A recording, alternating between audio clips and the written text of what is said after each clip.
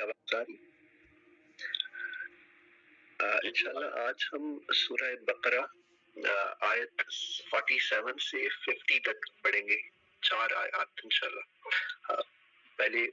As per the routine ہم بالفظ ترجمہ اور پھر محاورہ ترجمہ اور پھر انشاءاللہ مختصر سی تفسیر بیان کروں گا۔ آج کا جو ٹاپک ہے اس میں میں کوشش کروں گا کچھ ہسٹوریکل بیک گراؤنڈز آپ کے ساتھ ڈسکس کروں تاکہ یہ جو آیات ہیں ہمیں اچھے اور بہتر انداز میں سمجھ آ سکے۔ اعوذ باللہ من الشیطان الرجیم، بسم اللہ الرحمن الرحیم۔ یا بنی اسرائیل، اے اسرائیل، بنی اسرائیل، اے حضرت یعقوب کے بیٹو۔ میں نے آپ کو بتایا تھا اسر کا مطلب اسیر سے، عبد اور ایل عبرانی زبان میں اللہ تعالیٰ کا لفظ ہے، اور یہ بنی اسرائیل اس کا عربی میں ترجمہ عبداللہ ہے، اور یہ حضرت یعقوب علیہ السلام کا لقب ہے۔ تو اے بنی یعقوب یا اے بنی اسرائیل، اے حضرت یعقوب کے بیٹو،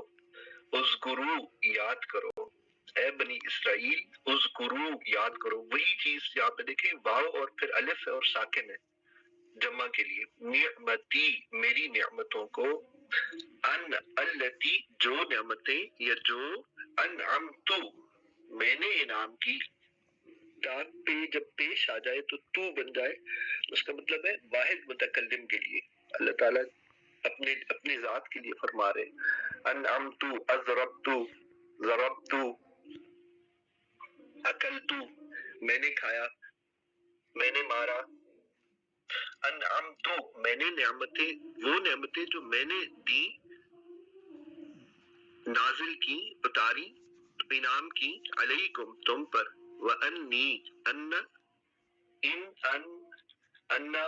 یہ میں نے آپ کو ایک ٹیبل میں بتایا تھا، اور یہ کہ نی جو یا ہے، یا بھی میری طرف اشارہ ہوتا ہے، واحد متکلم کی طرف، جو بولنے والا اس کی طرف، وانی اور میں، یہ کہ میں نے فضلت فضیلت دی، جیسے انعمت ایسے ہی فضلت،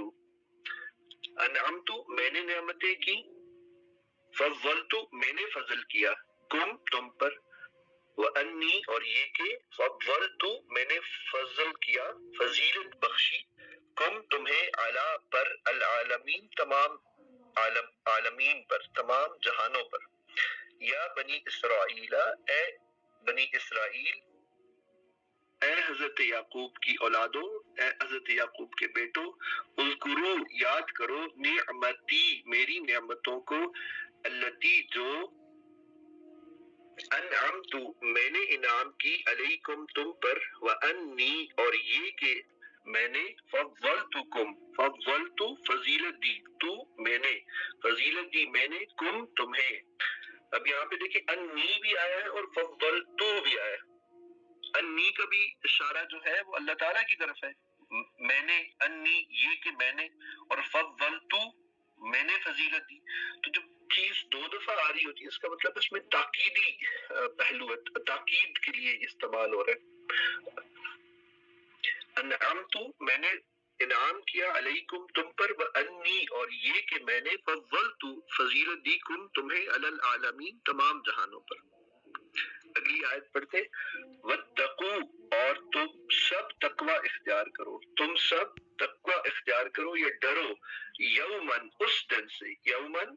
اردو میں بھی ہم یوم کا لفظ ایام یوم اسی سے ریلیٹ کریں گے، یومن اس دن سے، لا تجزی نہ کام آئے گی، بیسیکلی تجزی کیا ہے، جزا سے، جزا سے، لا تجزی نہیں کام آئے گا، نفس کوئی نفس، عن نفس کسی دوسرے نفس کے، ان کا مطلب ہے سے،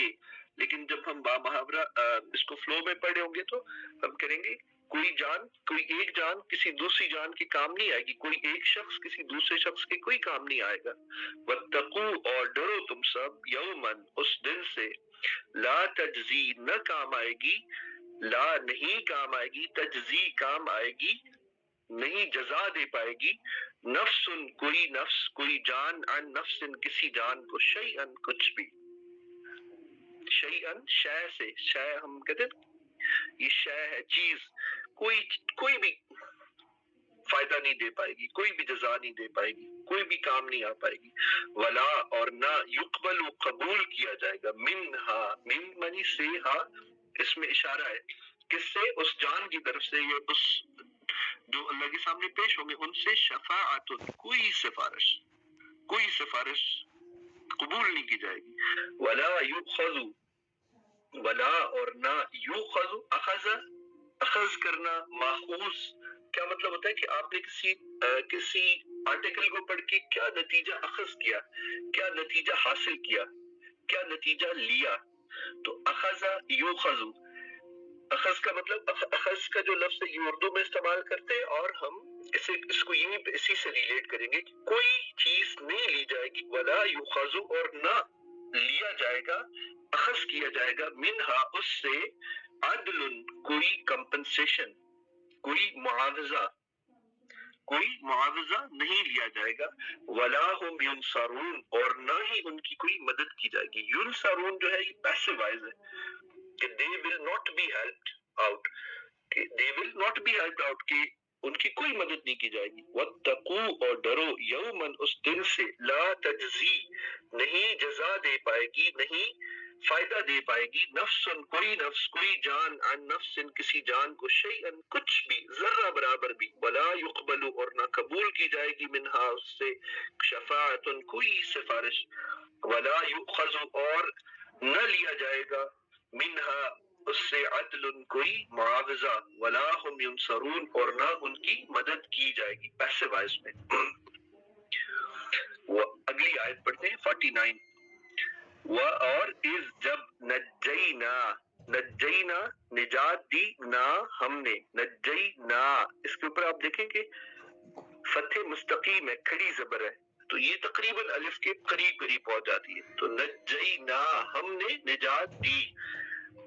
اور اس سے پہلے نون کے اوپر زبر ہے تو یہ تقریباً الف ہے، تو نجینا نجات دی ہم نے، کم تمہیں، وَإِذْ اور جب، نجینا ہم نے نجات دی، کم تمہیں، یہ خطاب کس سے ہو رہا ہے؟ بنی اسرائیل سے خطاب ہو رہا ہے، وَإِذْ نجیناکم اور جب نجات دی ہم نے، کم تمہیں، من سے، آل فرعون سے، اور جب ہم نے تمہیں نجات دی آل فرعون سے، یسومونکم وہ تمہیں پہنچاتے تھے، یسومو فعل مضارع ہے، لیکن کیسا فعل مضارع ہے کہ جس میں مخاطب آپ کے سامنے موجود نہیں لیکن تھوڑی دور ہے، غائب ہے،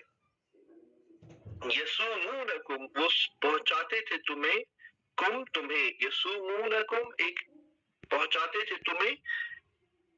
سوء العذاب، سوء کا معنی بہت ہاربل، بہت برا عذاب، سوء العذاب بہت برا عذاب۔ اب یہاں پہ جو سوء ہے نا، ایک ایسی چیز کا پہنچانا، ایک ایسی چیز کو دینا کہ جو ریپیٹیشن کے ساتھ ہو، ایک ایسا ٹارچر کرتے تھے کہ جو بار بار ہوتا تھا، ایک ایسا عذاب دیتے تھے جو بار بار ہوتا تھا، تو سوء کا جو لفظ ہے یہ کیا ہے کہ ایک ایسی چیز پہنچانا کہ جس کے اندر کنٹینیوٹی پائی جائے، تو کیا چیز پہنچاتے تھے؟ سوء العذاب بہت برا عذاب، وَإِذْ اور جب نجیناکم ہم نے نجات دی، کم تمہیں، من آل فرعون آل فرعون سے، یسومون وہ پہنچاتے تھے، یسومون وہ پہنچاتے تھے، بالکل وہی چیز ہے، یذبحون آگے آئے گا، یستحیون آگے آئے گا، ینصرون اسی طرح، یسومون وہ پہنچاتے تھے، کم تمہیں، سوء العذاب بہت برا عذاب، وہ کیا عذاب تھا؟ اور بھی بہت سارے عذاب تھے لیکن چند خاص چیزوں کا ذکر کیا گیا ہے، یذبحون ابناءکم، یذبحون وہ ذبح کرتے تھے، فعل مضارع لیکن غائب میں، سامنے موجود نہیں ہے، اگر سامنے موجود ہو تو کہتے ہیں فعل مضارع لیکن حاضر کے لیے، جو حاضر آپ کے سامنے موجود ہے، یذبحون وہ کیا کرتے تھے؟ وہ ذبح کرتے تھے، وہ سب یہ جمع کا صیغہ ہے، وہ سب ذبح کرتے تھے کس کو؟ ابناءکم تمہارے بیٹوں کو، ابن کی جمع ابناء بیٹوں کو، کم تمہارے، ویستحیون اور زندہ رکھتے تھے، یستحیون حیات سے، حیات سے، یا حیو یا قیوم ہم کہتے ہیں اے زندہ، اے اللہ جو ہمیشہ زندہ رہنے والے ہیں، تو اسی سے ریلیٹ کریں. یستحیون وہ زندہ رکھتے تھے، نساء عورتوں کو، کم تمہاری، وہ تمہاری عورتوں کو زندہ رکھتے تھے، تمہاری لڑکیوں کو زندہ رکھتے تھے. وفی اور اس میں، وفی ذالکم وفی اور میں، ذالکم اس میں، تمہارے لیے، کم کا مطلب تمہارے لیے، اس میں تمہارے لیے بلاء آزمائش تھی. بلا کیا ہوتی ہے؟ آزمائش ہوتی. بلاء آزمائش تھی، مصیبت تھی، من ربکم تمہارے رب کی طرف سے، عظیم بہت بڑی. اس میں تمہارے لیے تمہارے رب کی طرف سے بہت بڑی آزمائش تھی. وَإِذْ اور جب نَجَّيْنَاكُمْ ہم نے نجات دی تمہیں من آل فرعون فرعون کی آل سے، یسومونکم پہنچاتے تھے تمہیں سوء العذاب بہت برا عذاب، یذبحون ابناءکم وہ تمہارے بیٹوں کو ذبح کرتے تھے، ویستحیون اور زندہ رکھتے تھے نساءکم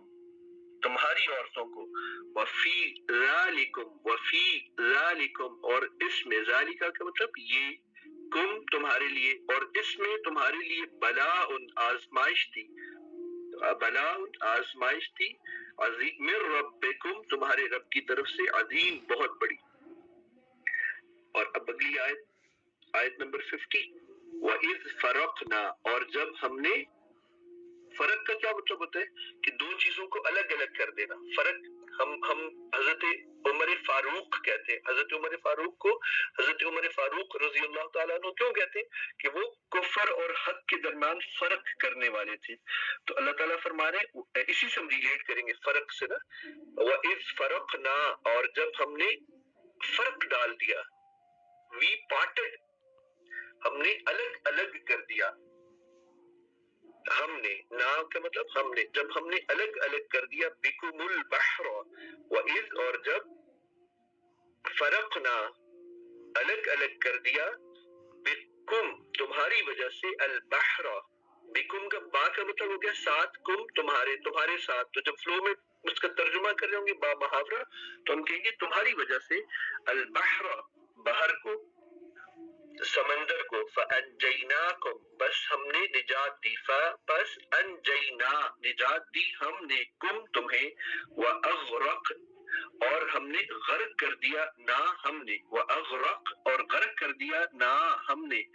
آل فرعون فرعون کی آل کو، وَأَنْتُمْ اور تم، تنظرون نظر کا کیا مطلب ہے؟ دیکھنا.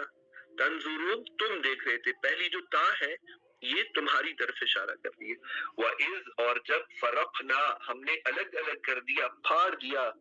جدا کر دیا، بکم البحر تمہاری وجہ سے یا تمہارے لیے، بحر کو،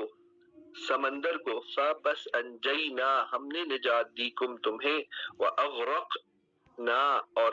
غرق کر دیا ہم نے، آل فرعون فرعون کی آل کو، وَأَنْتُمْ اور تھے تم وہ تم، تنظرون دیکھ رہے تھے. ایک دفعہ میرے خیال میں ہم اپنا وقت بچاتے ہیں چونکہ آج کی ڈسکشن تھوڑی سی شاید لمبی ہو جائے. میں نے ایک پکچر شیئر کی تھی، سرلا حاصل سے درخواست کی تھی کہ وہ اگر پن کر دیں اس سے پھر بات کرنے میں آسانی ہو جائے گی، سمجھانے میں. جی میں کر دیتا ہوں. اچھا، یہ جو آج ہم نے رکوع شروع کیا ہے، اس سے پچھلا رکوع بھی اور یہ بھی میں نے آپ کو بتایا تھا کہ مسلسل 10 رکوع میں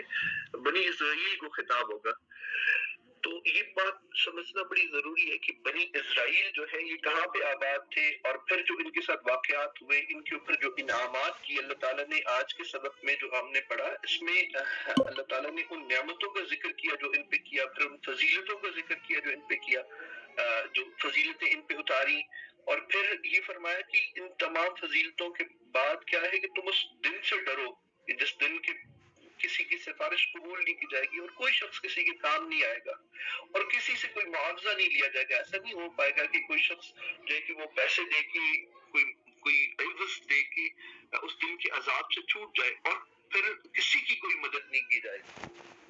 تو پھر اللہ تعالیٰ نے آگے فرمایا کہ ہم نے جب تمہیں نجات دی آل فرعون سے، یعنی فرعون کے لشکروں سے، فرعون کی حکومت سے، فرعون کے کارندوں سے، فرعون کے نظام سے، تو وہ تمہیں کیا کرتے تھے کہ بڑے برے عذاب ریپیٹڈلی تمہیں ٹارچر کرتے تھے، تم تک پہنچاتے تھے، وہ تمہارے بیٹوں کو ذبح کر دیتے تھے اور تمہاری لڑکیوں کو زندہ رکھتے تھے، تو اس میں تمہارے لیے بہت بڑی مصیبت تھی۔ اور پھر اس نعمت کی طرف اشارہ کر رہے ہیں کہ جب ہم نے تمہیں نجات دی فرعونیوں سے تو کیسے نجات دی کہ ہم نے بحر کو پھاڑ دیا، سمندر کو پھاڑ دیا، ریڈ سی کو 2 حصوں میں ڈیوائیڈ کر دیا، اور تاکہ تمہارا لشکر وہاں سے گزر جائے، تمہارے قبیلے وہاں سے گزر جائے، اور جب فرعون وہاں پہ پہنچے تو ہم نے اسے غرق کر دیا، اور یہ سارا منظر تم اپنی آنکھوں سے دیکھ رہے تھے۔ تو یہ ساری جب ہم یہ ساری آیات پڑھ رہے تو وہ میپ اپنے امیجنیشن کے اندر رکھنا بہت ضروری ہے کہ جس سے ہم سمجھ پائیں کہ یہ سارا کس جگہ میں ہوا۔ یہ اوپر ایک میپ دیا، اگر آپ اس کو دیکھتے جائیے گا، بہتر ہے کہ آپ سے زوم کر لیں تو آپ کو سمجھنے میں آسانی ہوگی۔ ہم آج کی سٹوری میں کوشش کریں گے کہ اگلے 20 to 35 منٹس میں یہ بیک گراؤنڈ سمجھا پائیں۔ حضرت ابراہیم علیہ السلام، یہ جو بنی اسرائیل ہے یا بنی اسماعیل ہے، دونوں حضرت ابراہیم علیہ السلام کی اولادوں میں سے ہیں۔ ہم جانتے ہیں کہ حضرت ابراہیم علیہ السلام عراق کے شہر ار میں پیدا ہوئے۔ میپ کے اوپر میں نے دکھا ہوا ہے، جہاں رائٹ سائڈ میں دا گلف لکھا ہوا ہے، دا پرشین گلف، اس سے بالکل اوپر ساتھ میں ایک ڈاٹ بنا ہوا ہے، یو آر ار لکھا ہوا ہے۔ یہاں پہ حضرت ابراہیم علیہ السلام پیدا ہوتے ہیں اور پھر اپنے والد کو، اپنے لوگوں کو دین کی دعوت دیتے ہیں، اللہ کی خالص توحید کی دعوت دیتے ہیں، اور پھر ان کا مقابلہ نمرود کے ساتھ ہوتا ہے اور پھر اس تک بھی حجت تمام کرتے ہیں، اور پھر ایک بہت لمبے عرصہ وہاں پہ تبلیغ کرنے کے بعد پھر آپ سفر کا آغاز کرتے ہیں۔ ایروز کے ساتھ وہ سفر بنا ہوا ہے۔ آپ شام چلے جاتے ہیں، شام میں دعوت کا کام کرتے ہیں، اور شام سے پھر فلسطین میں چلے جاتے ہیں، اور فلسطین میں جس جگہ میں اپنا مسکن بناتے ہیں اسے ہیبرون کہتے ہیں، آج کل کے دور میں اسے الخلیل کہتے ہیں۔ آپ اگر ویسٹ بینک کو دیکھیں تو وہاں اس سائڈ میں جو ہے کہ اور یہ جو غزہ کی پٹی ہے جو معمولی سا حصہ مسلمانوں کے پاس بچا ہے فلسطین میں، یہاں پہ ایک چھوٹا سا سی جگہ الخلیل، وہاں پہ انہوں نے مسکن بنایا۔ اچھا، پھر یہاں سے حضرت ابراہیم علیہ السلام دعوت اللہ کے لیے مصر چلے جاتے ہیں۔ مصر کے اندر جو حکمران تھا وہ بھی بنیادی طور پہ عرب تھا، وہ عرب سے کسی خانہ جنگی کی وجہ سے مصر گیا اور وہاں پہ اسے حکومت مل گئی۔ اچھا، آپ دیکھیں گے کہ آگے چل کے جو مصر کے بادشاہ ہیں نا، ان کا نام فرعون کے نام سے آ رہا ہے، ان کے بادشاہ کو فرعونہ کہا جاتا تھا۔ لیکن جس دور میں حضرت ابراہیم وہاں پہ جاتے ہیں یا حضرت یوسف کا قصہ جب ہم پڑھتے ہیں تو وہاں پہ عزیز مصر کا نام آتا ہے۔ تو عزیز مصر ایک وہ قبیلہ تھا جو عرب سے گیا تھا اور ان کے بادشاہوں کا ایک سلسلہ تھا، جبکہ جو فرعونہ تھے وہ اس کے بعد آئے تھے۔ ہم یہ دیکھیں گے کہ کہاں پہ یہ ہوا۔ اچھا، جب حضرت ابراہیم علیہ السلام مصر میں پہنچتے ہیں تو آپ کے ساتھ حضرت سارہ جو آپ کی زوجہ تھی وہ تھے، اور آپ کے بھتیجے حضرت لوط علیہ السلام جو تھے وہ دونوں موجود تھے۔ اب حضرت ابراہیم کو اللہ نے بہت بزرگی عطا کی تھی، اور یہ جو بادشاہ تھا یہ بھی عرب تھا، تو حضرت ابراہیم علیہ السلام کی دعوت سے متاثر ہوا اور اس نے اپنی بیٹی حضرت حاجرہ کو ایز ایک غلامہ کے طور پہ حضرت ابراہیم علیہ السلام کو دیا۔ حضرت ابراہیم کی عمر تقریباً اس وقت 80 برس کے قریب تھی اور آپ کے ہاں اولاد نہیں تھی، تو حضرت سارہ نے کہا حضرت ابراہیم سے کہ آپ حضرت حاجر سے شادی کر لیں تاکہ شاید اللہ تعالیٰ ہمیں کوئی اولاد دے دے۔ کوئی سمجھ نہیں تھی کہ شاید ان کے ہاں کوئی ایسا طبی مسئلہ ہے جس کی وجہ سے اولاد پیدا نہیں ہو رہی، تو حضرت سارہ سے حضرت ابراہیم علیہ السلام نے شادی کر لی۔ اب اللہ تعالیٰ نے حکم دیا حضرت ابراہیم علیہ السلام کو کہ آپ وادی غیر ذی زر میں، وہ وادی غیر ذی زر مکہ تھی۔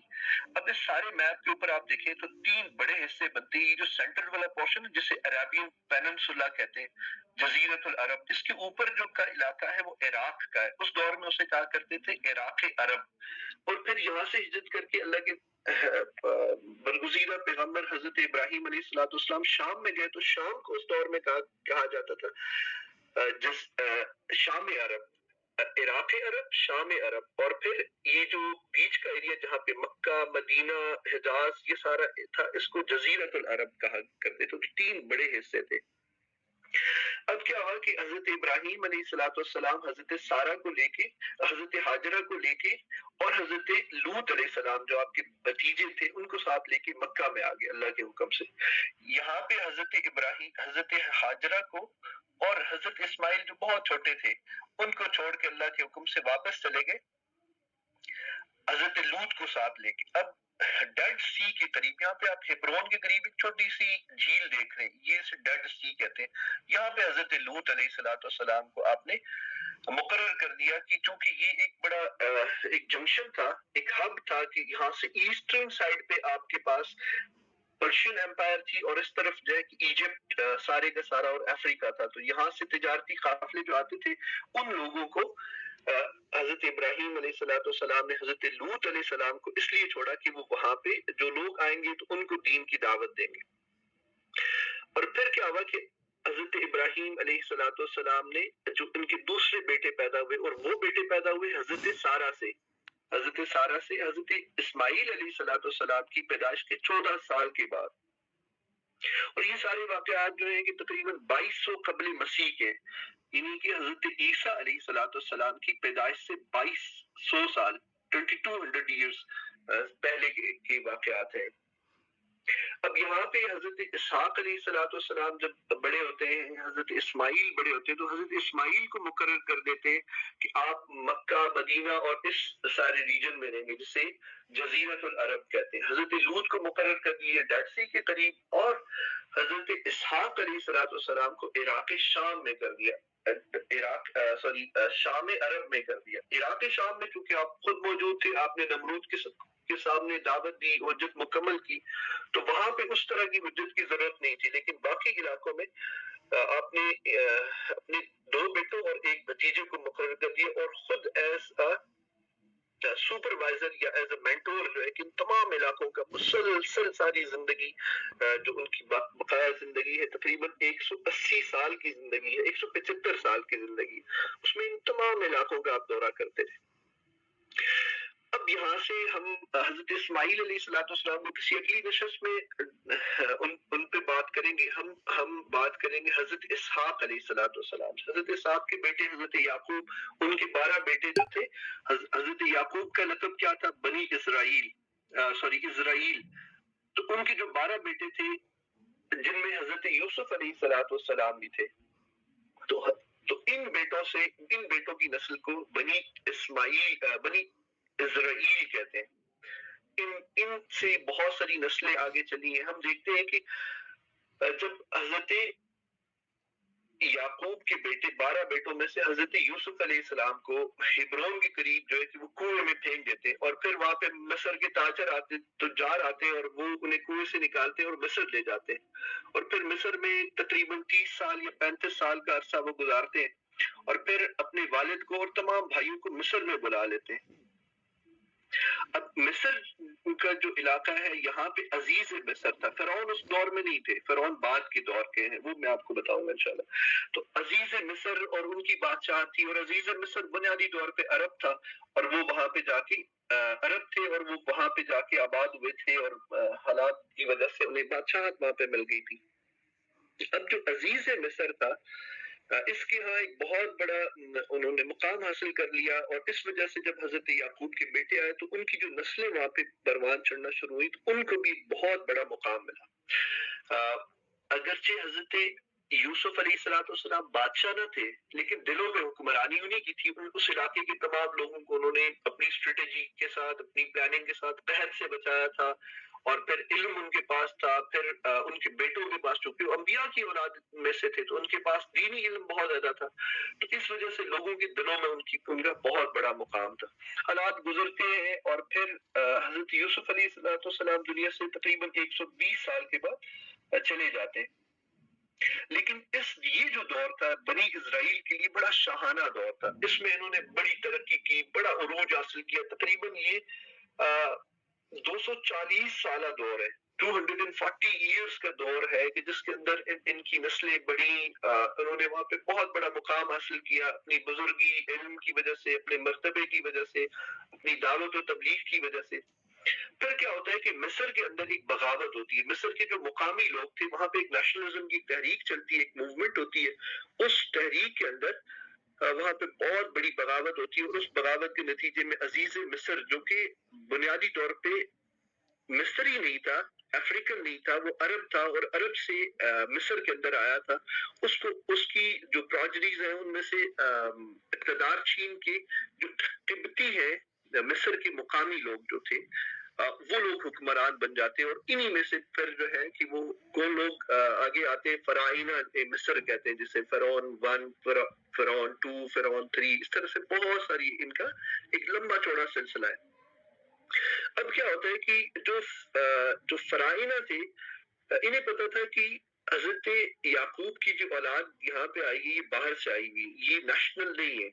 یہ یہاں کے مقامی نہیں ہے، نیٹو نہیں ہے یہاں، تو اور انہیں بادشاہت مل گئی، تو ان کا ایک غیظ و غضب جو تھا وہ ان کے خلاف تھا۔ اور یہ غیظ و غضب اللہ تعالیٰ نے کیوں پیدا کیا؟ اس وجہ سے پیدا کیا کہ آہستہ آہستہ تقریباً ان 240 سالوں میں جو شاہانہ دور تھا بنی اسرائیل کا، حضرت یعقوب کے 12 بیٹوں میں سے کی اولادوں کا، تو انہوں نے اللہ کے دین سے بغاوتیں شروع کر دی، انہوں نے کوتاہیاں شروع کر دی اور پہلو دہی شروع کر دی اللہ کے دین سے۔ تو پھر کیا ہوا کہ وہاں پہ حالات اللہ تعالیٰ نے بدل دیے، قبطی جو ہے کہ وہ حکمران بن گئے، اور قبطیوں نے پہ خوب ظلم ڈھائے۔ قبطیوں کو پتا تھا کہ یہ باہر سے آئے ہیں اور یہ کیپیبل لوگ ہیں، علم والے لوگ ہیں، تو یہ کسی بھی دور میں ایک بڑی ریوالٹ کر سکتے ہیں، ایک بڑی بغاوت کر سکتے ہیں۔ تو وہ کیا کرتے تھے کہ ان کو شدید تشدد کا نشانہ بناتے تھے، ان کے اوپر بہت زیادہ ظلم کرتے تھے، ان کو قید و بند میں ڈالتے تھے، انہیں مشقتوں میں لگا دیتے تھے، ان کی عورتوں کو سے کام لیا کرتے تھے۔ اور پھر انہی فراعنہ میں سے ایک فرعون نے ایک خواب دیکھا اور اس خواب کی تعبیر پوچھی، اس خواب کی تعبیر بتانے والے اس کاہن نے، اس نجومی نے بتایا کہ ایک بنی اسرائیل کے اندر جو حضرت یعقوب کی اولادیں ہیں ان میں سے ایک لڑکا پیدا ہوگا کہ جو تمہیں قتل کر دے گا یا تمہارے اقتدار کو چھین لے گا۔ تو اس نے کیا کیا کہ اس نے کہا کہ ان کے ہاں جتنے بھی بیٹے پیدا ہوں گے ان تمام کو مار دو، عورتوں کو وہ اپنے زندہ رکھتے تھے اور انہیں اپنے برے مقاصد کے لیے استعمال کرتے تھے۔ تو یہ جو شاہانہ قوم تھی اس کی یہ انتہائی قسم پرسی کی زندگی گزارنے لگی ان کے اندر، حتیٰ کہ 240 سالوں کا جو شاہانہ زندگی تھی اس کے بعد ایک دور غلامی ان کا شروع ہوا، اور یہ دور غلامی بھی تقریباً جو ہے یہ 200 سال سے زائد کے عرصے پہ محیط رہا، حتیٰ کہ پھر جب اس نے مردوں کو مارنا شروع کر دیا، لڑکوں کو مارنا شروع کر دیا، انہیں ذبح کر دیتے تھے، تو اس کے درباریوں نے اس سے کہا کہ اگر آپ ان کو مارتے رہے تو پھر مشقت کرنے والے، مزدوریاں کرنے والے، لیبر کرنے والے ہمیں نہیں ملیں گے۔ تو پھر اس نے کہا اچھا ایسے کرو کہ پھر 1 سال ان کو زندہ رکھو اور 1 سال جو ہے کہ وہ ان کو مار دیا کرو۔ اور جس سال میں وہ زندہ رکھتے تھے اسی سال میں اللہ تعالیٰ نے حضرت موسیٰ علیہ السلام کو پیدا فرمایا۔ اب حضرت موسیٰ علیہ السلام کا جو دور ہے وہ تقریباً آپ کی زندگی 120 سال کی زندگی ہے، اور اس میں سے 40 سال میں آپ کو نبوت ملتی ہے، اور پھر 40 سال تک آپ کا مکالمہ ہوتا ہے فرعون کے ساتھ اور اس کے لشکروں کے ساتھ، اور علمی مباحث اور ایک دعوت کا ایک لمبا چوڑا سلسلہ ہے جو حضرت فرعون کی محنت ہے قبطیوں کے ساتھ یا فراعنہ کے ساتھ، حتیٰ کہ اللہ تعالیٰ کا حکم ہوتا ہے کہ آپ جو ہے کہ یہاں سے نکلے، اللہ نے ان کے لیے ایک مخرج پیدا کر دیا اور وہ انتہائی خاموشی کے ساتھ نکلے، اور کہا جاتا ہے کہ تفسیر کی کتابوں میں آتا ہے کہ بنی اسرائیل کو یعنی کہ ان کے 12 قبائل کو جب تیاری کا حکم ملا، اللہ تعالیٰ کی طرف سے ہجرت کا حکم ملا، تو حضرت موسیٰ نے کہا کہ گھوڑوں کی جو زین ہے وہ بھی گھروں کے اندر کسنی ہے، باہر نہیں کسنی، تاکہ ہماری روانگی کی کسی کو خبر نہ ملے۔ اب آپ دیکھتے ہیں کہ مصر سے اوپر نا یہ ریڈ سی کی ایک لائن سی ہے اوپر تک جا رہی ہے، جو سینائی ڈیزرٹ ہے اس کے بالکل ساتھ ایک باریک سی، تو یہاں پہ کہیں پہ جو ہے کہ ان کا لشکر پہنچتا ہے، ان کے یہ قبائل پہنچتے اور یہاں سے کراس کرتے ہیبرون کی طرف واپس اپنی جہاں سے یہ لوگ آئے تھے اس بستی کی طرف، یعنی کہ حضرت ابراہیم نے جہاں پہ آ کے مسکن بنایا تھا ہیبرون میں، یعنی کہ الخلیل میں، وہاں پہ جانے کے لیے نکلتے ہیں۔ رستوں میں بہت زیادہ علم نہیں تھا، لیکن سمندر کے قریب پہنچتے ہیں تو اللہ تعالیٰ نے سمندر کو جس آیت میں وَإِذْ فَرَقْنَا بِكُمُ الْبَحْرَ فَأَنْجَيْنَاكُمْ مِنْ آلِ فِرْعَوْنَ، کہ جب ہم نے سمندر کو پھاڑ دیا، سمندر کو دو حصوں میں جدا کر دیا، اور تمہیں جو ہے کہ وہاں پہ ہم نے رستہ دیا اور جہاں سے تم نکل رہے تھے، تو پھر وَأَنْتُمْ تَنْظُرُونَ، اور وَأَغْرَقْنَا آلَ فِرْعَوْنَ، اور فرعون اور اس کے سارے لشکر کو ہم نے اس کے اندر غرق کر دیا اور تم یہ دیکھ رہے تھے۔ تو یہ اس جگہ سے ہوا۔ اچھا کیا ہوا کہ جب یہ صحرائے سینا میں پہنچے تو صحرائے سینا میں پہنچ کے دوبارہ سے انہوں نے حضرت ابراہیم، حضرت موسیٰ علیہ السلام نے انہیں متحد رہنے کے لیے کہا۔ انہوں نے ان 12 قبائل نے صحرائے سینا میں پہنچ کے دوبارہ سے اپنے اندر کلاشز ان کے اندر ہونا شروع کی، لڑائی جھگڑے، ایک قبیلہ دوسرے پہ برتری حاصل کرنے کی کوشش کرتا، اور یہ کرتے کرتے اللہ نے ان پہ پھر اگلے 40 سال کیا کیا کہ 40 سال تک ان کو بھٹکائے رکھا۔ اللہ نے تو یہ حکم دیا تھا کہ ہیبرون تک پہنچے اور وہاں پہ اپنی حکومت قائم کرے، تو وہاں پہ جب ان سے یہ کہا گیا تو انہوں نے کیا کہا؟ انہوں نے کہا کہ ہم تو نہیں لڑنے والے، کہ آپ اور آپ کا جو الہ ہے فقاتلا، کہ آپ لڑے اور آپ کا الہ لڑے، ہم تو یہاں انا ہاہنا قاعدون، ہم تو یہاں پہ بیٹھے ہوئے، ہم سے نہیں لڑا جاتا۔ تو اللہ تعالیٰ نے کیا کیا کہ اللہ تعالیٰ نے پھر ان کو سزا دی، 40 سال یہ صحرائے سینا میں بھٹکتے رہے۔ مصر کے اندر یہ صحرائے سینا جو تو سینائی ڈیزرٹ جسے کہتے ہیں، صحرائے سینا میں 40 سال تک بھٹکتے رہے۔ پھر کیا ہوتا ہے کہ پھر اللہ تعالیٰ نے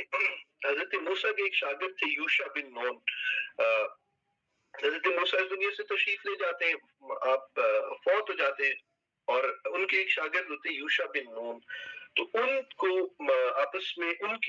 کی ہاتھ پہ بیعت کر کے یہ لوگ دوبارہ سے، ان کو احساس ہوتا ہے کہ ہم سے تو بہت بڑی غلطیاں ہوگی، ہمیں تو اللہ نے پٹکا دیا، علم تو تھا ان کے پاس۔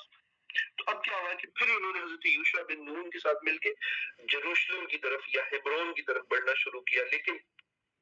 جو مقام انہوں نے فتح کیا وہ اریحہ کہلاتا ہے،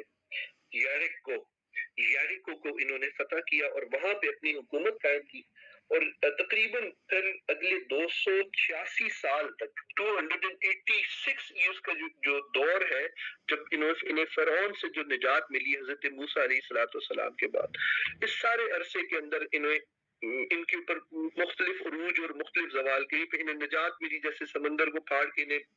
رستہ دیا گیا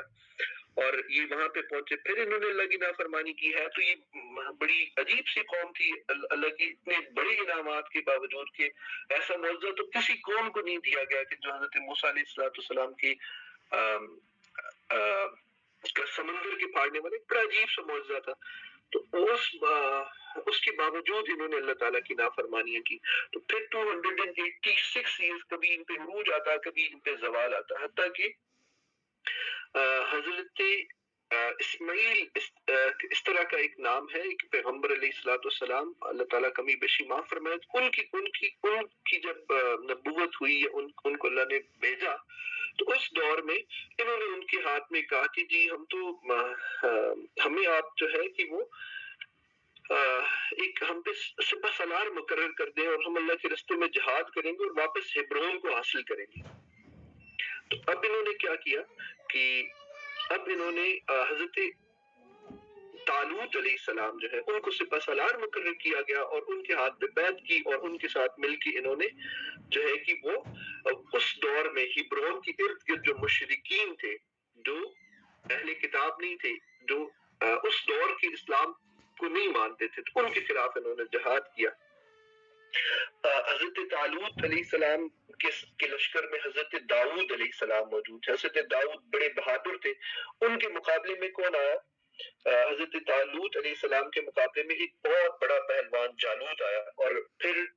بنی اسرائیل اس سے نہیں لڑ سکی، تو حضرت داؤد علیہ السلام سامنے آئے اور انہوں نے اس کو قتل کر دیا۔ تو حضرت طالوت علیہ السلام نے کیا کیا کہ اپنی بیٹی کا رشتہ حضرت داؤد کو دے دیا۔ اب حضرت داؤد علیہ السلام کا جو کہ چھوٹے بیٹے حضرت سلیمان پیدا ہوئے. حضرت سلیمان کو اللہ تعالیٰ نے نبوت بخشی اور پھر ایک ایسی نبوت بخشی کی جس کی بے نظیر نبوت تھی اور حکومت تھی. ان کا بہت بڑا سلطنت تھی. تو یہ تقریباً 14 سال حضرت طالوت علیہ السلام کے، 40 سال حضرت داؤد علیہ السلام کے اور 40 سال حضرت سلیمان علیہ السلام کے، ان ٹوٹل تقریباً 95 ایئرز بنتے جو ان کا دور عروج تھا. اس کو کہتے ہیں کہ ان کا سنہری دور، گولڈن ایرا تھا ان کا. اور پھر جب حضرت سلیمان علیہ السلام نے، پھر ان کا معبد کوئی نہیں تھا، یہ خیموں میں رہتے تھے، وہیں پہ عبادت کرتے. تو انہوں نے کیا کیا کہ ٹیمپل بنایا جس سے ہیکل سلیمانی کہتے ہیں، جو ان کا معبد تھا، جو یہ حرم کے قریب ہے، مسجد اقصی کے بالکل قریب، جہاں پہ یہ گریہ زاری کرتے ہیں، وہاں پہ دیوار گریہ انہوں نے بنائی ہوئی ہے بنی اسرائیل نے یا یہودیوں نے. اچھا، پھر یہ جو پہلا سنہری دور تھا، اس میں حضرت سلیمان علیہ السلام نے ہیکل سلیمانی بنایا. پھر انہوں نے اللہ تعالیٰ کی نافرمانیاں کی، پھر آپس میں جھگڑنا شروع کیا. تو حضرت سلیمان کی وفات کے بعد ان کے 2 بیٹوں میں، ان کی اولادوں نے یہ مملکت تقسیم کر لی. جو مملکت انہوں نے فتح کی تھی اس کو 2 حصوں میں تقسیم کر لیا. وہاں سے فرسٹ ٹائم انہوں نے جو مملکت بنائی اسے اسرائیل کہتے ہیں. اس کے 2 حصے تھے، ایک اسرائیل کا جس کا دارالحکومت سامرا تھا، اور دوسرا جو دوسری سلطنت دوسرے بیٹوں نے جو بنائی اس کا نام انہوں نے یہودا رکھا. یہ حضرت یعقوب کے بیٹوں میں سے چوتھے نمبر کے بیٹے جو تھے حضرت بنیامین، ان کے نام کے ساتھ اور یہودا کے نام کے ساتھ جو ہے کہ انہوں نے اس مملکت کی بنیاد رکھی. تو 2 مملکتیں ان کی بنی. اچھا، کیا ہوا کہ جو پہلی مملکت انہوں نے بنائی اسرائیل کے نام سے، اس کو شامیوں نے، جو سوریوں نے، شامیوں نے، سیرینز جس سے نکلے آشوری لوگ، آشوریوں نے فوراً ہی اسے ختم کر دیا، تقریباً 200 سال کے اندر اندر ختم کر. اور جو مملکت یہودا تھی وہ تقریباً جو ہے کہ ان کو ٹوٹل جو ہے کہ 437 ایئرز قائم رہی. تو یہ ان کی 4000 سال کی تاریخ میں صرف یہی وقت ہے، 437 ایئرز، 4000 سال کی تاریخ میں صرف 437 سال ایسے گزرے. یہ تقریباً 1024 قبل مسیح، 1024 اے ڈی سے لے کے 587 اے ڈی تک ان کی ایک سٹیٹ قائم رہی ہے وہاں پہ. یہ آپ سمجھ لیں کہ 1024 اے ڈی مینس کہ حضرت عیسیٰ کی پیدائش سے تقریباً 1000 سال پہلے. بس اسی پہ یہ کلیم کرتے کہ جی یہ سلطنت ہے. حالانکہ 4000 سال کی تاریخ میں صرف 400 سال یہ فلسطین میں رہے اور یہ کلیم کرتے ہیں کہ یہ جگہ ہماری ہے، ورنہ تو یہ عراق سے آئے تھے، یہ تو وہاں کے لوگ ہی نہیں تھے، یہ تو عراق سے آئے تھے. اور اس بنیاد پہ آج یہ دوبارہ تقریباً جو ہے کہ 3600 سال جو ہے کہ وہاں پہ نہیں رہے اپنی پوری تاریخ میں. تو اس کے باوجود یہ یہاں پہ آ گئے. اچھا، پھر کیا ہوتا ہے کہ انہوں نے نافرمانی کی تو بابل عراق میں بیبیلون جو امپائر تھی عراق کی، اس نے ان پہ دوبارہ حملہ کیا اور انہیں نیست و نابود کیا. اور میں نے کل شاید بتایا تھا کہ نیبوکڈ نظر جو تھا، جس سے بخت نظر کہتے ہیں، بخت نظر نے آ کے دوبارہ سے جو ہیکل سلیمانی حضرت سلیمان نے تعمیر کیا تھا اس کو برباد کر دیا، اس کو بالکل زمین بوس کر دیا. پھر جو ہے کہ تقریباً بیبولینز کے ساتھ ایرانیوں کی، سائرس جو تھا، ذوالقرنین جنہیں کہا جاتا ہے، انہوں نے بابل پہ حملہ کیا، عراق پہ حملہ کیا. تو اللہ تعالیٰ نے تقریباً انہیں 48 سال تک عراقیوں کی قید میں رکھا. عراقی انہیں لے گئے عراق میں، وہاں سے اٹھا کے یہ ہیبرون سے، الخلیل سے اٹھا کے لے گئے اور ان جا کے دوبارہ غلام بنا دیا، مارا ان کو خوب، ان کو مشقتیں کرائی، ان کو غلام بنایا، ان سے بڑے بڑے لیبر کے کام لیے. تو وہاں پہ کیا ہوتا ہے کہ وہاں پہ پھر سائرس آتا ہے. سائرس جب انہیں فتح کرتا تو پوچھتا تم لوگ کون ہو؟ تو انہوں نے کہا کہ ہم تو وہ ہیں جو کہ وہاں سے آئے ہیں، ہیبرون سے. انہوں نے کہا کہ اچھا چلو ٹھیک ہے، تم جاؤ واپس وہیں پہ جا کے. لیکن یہ واپس چلے گئے اور پھر اپنی حکومت قائم نہیں کر سکے، لیکن یہ ایرانی سلطنت کے انڈر رہے اور ایران کا جو قبضہ تھا وہ پورے عراق کے اوپر ہو گیا سائرس کا. اچھا، اس کے بعد ایک دور ان کا تقریباً 205 سال کا عرصہ جو ہے کہ ان کا رہا، جس میں یہ غلام ہی رہے. لیکن ان کے اوپر اس طرح کی سختیاں نہیں تھی. پھر یونانی سلطنت کا ایک وقت آتا ہے کہ جس میں گریکس نے جو ہے کہ ان کو ٹیک اوور کیا. پھر یونانیوں کے خلاف انہوں نے ایک رینیسنس کی تحریک شروع کی جسے مکابی اسٹیٹ کہتے ہیں. تو مکابی اسٹیٹ کا تقریباً 78 ایئرس کا ڈیوریشن ہے جس کے اندر دوبارہ سے انہوں نے حکومت اپنی قائم کی. لیکن وہ حکومت جو تھی وہ اس طرح سے اسٹیبل نہیں تھی جس طرح سے پہلا جو ان کا گولڈن ایرا تھا. اچھا پھر انہوں نے آپس میں دوبارہ سے لڑنا شروع کر دیا. جب آپس میں دوبارہ سے لڑے اور ایسے لڑے کہ یہ اہل کتاب تھے, ان کی علم کی بنیاد پہ بہت زیادہ فضیلت تھی. اللہ تعالیٰ نے کہا کہ ہم نے تمہیں فضیلت بخشی تھی تمہارے علم کی بنیاد پہ. لیکن انہوں نے کیا کیا کہ 12 قبیلے آپس میں لڑتے اور ایک قبیلہ دوسرے مسلمان قبیلے, اس دور کے مسلمان قبیلے کے خلاف لڑنے کے لیے ارد گرد کے مشرکین کی مدد لے لیتے اور ان مشرکین سے ملتے ایک دوسرے کو تباہ کرتے کرتے یہاں تک کہ رومن امپائر جو تھی, رومن امپائر جو ہے ان پہ قابض ہو گئی. اور رومن کے اندر ان کی بڑی, رومن میں ان کے خلاف جیسے ہٹلر کو بڑی دشمنی تھی تو رومنز کو بھی بہت زیادہ دشمنی تھی ان لوگوں سے. تو رومنز میں پھر ایک جنرل آتا ہے ٹائٹس کے نام سے, اس نے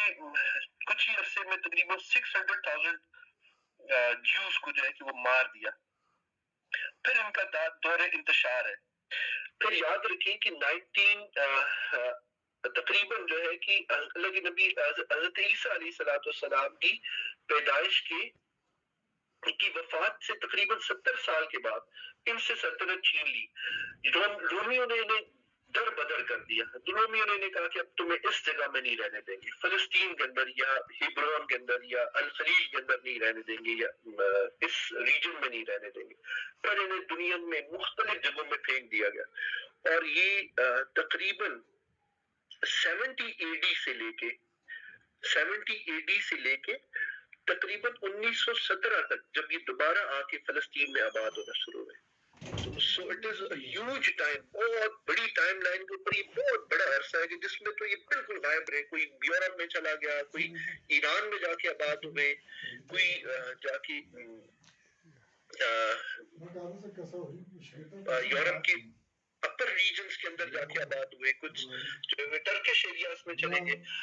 تو تقریباً 70 اے ڈی سے لے کے 70 اے ڈی 70 اے ڈی سے لے کے 1917 تک یہ لوگ, یعنی کہ یہ پچھلی صدی تک اتنے لمبے 1900 سال تقریباً یہ عرصہ بنتا ہے یا 1800 سال یا 1800 سال یہ لوگ باہر رہے اس میں. تو یہ ان کی ایک مختصر سی ہسٹری میں نے کوشش کی, چونکہ بہت بڑی اس کے اندر چیزیں ہیں جو بتانے والی ہیں, لیکن میں نے کوشش کی کہ یہ پوری ہسٹری آپ کو بتا دوں کہ ایک ہمارے ذہنوں میں بھی ایک خاکہ بن جائے کہ یہ جس چیز کو کلیم کر رہے ہیں اس چیز کی مستحق نہیں, یہ قابض لوگ ہیں, یہ باہر سے آئے ہوئے لوگ ہیں. تو اللہ تعالیٰ نے ان کو یہ انعامات جو ان کے اوپر مختلف ادوار جو عروج کے اور زوال کے مختلف ادوار جو تھے ان تمام ادوار کو یاد دلایا اور کہا کہ اے بنی اسرائیل یاد کرو اس نعمت کو جس نعمت سے میں نے تمہیں نوازا تھا, اور اس نعمت کی فضیلت, اس نعمت کی وجہ سے تم نے ساری قوموں پہ فضیلت بخشی تھی. اور پھر فرمایا کہ ڈرو اس دن سے جب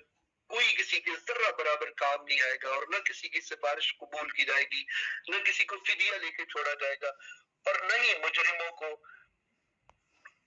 کہیں سے مدد مل سکے گی. اور پھر فرمایا کہ یاد کرو اس وقت کو کہ جب ہم